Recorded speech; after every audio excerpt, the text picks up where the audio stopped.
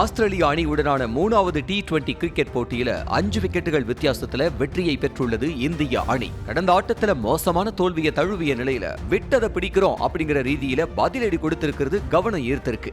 அப்படி என்ன விட்டதை பிடிச்சாங்கன்னு பார்க்கலாமா?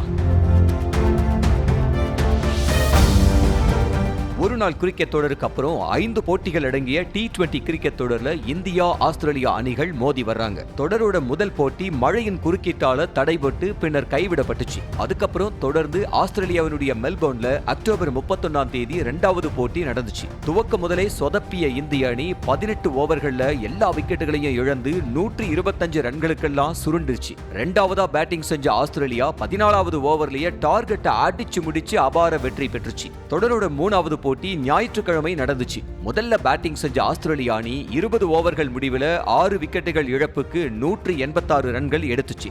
187 எடுத்தா வெற்றிப்பா அப்படிங்கிற இலக்கோட களமிறங்கிய இந்திய அணியில தொடக்க ஆட்டக்காரர் அபிஷேக் சர்மா 25 ரன்கள்ல ஆட்டமிழந்தார். அடுத்தடுத்த வீரர்களும் பெருசா ஆடாம குறைந்த ரன்களோட ஆட்டமிழந்த நிலையில கடைசியா ஒருத்தன் வந்தான் பாரு அப்படிங்கிற ரீதியில வந்த வாஷிங்டன் சுந்தர் 23 பந்துகளுக்கு 49 ரன்களை விளாசி வெற்றிக்கு வெடி போட்டாரு. குறிப்பா ஜிதேஷ் சர்மா கூட அவரோட பார்ட்னர்ஷிப் சூப்பரா செட் ஆகி 18.3 ஓவர்லயே 188 ரன்களை அடிச்சு வெற்றி வாகை சூடியது இந்திய அணி. இந்த வெற்றியோட மூலமா தொடர்ல 1-1 அப்படின்னு இரு அணிகளும் சமநிலையில இருக்காங்க. மோசமான தோல்விக்கு அப்புறம் இந்திய அணி பெற்ற வெற்றி ரசிகர்களுக்கு ஆறுதலா அமைஞ்சது.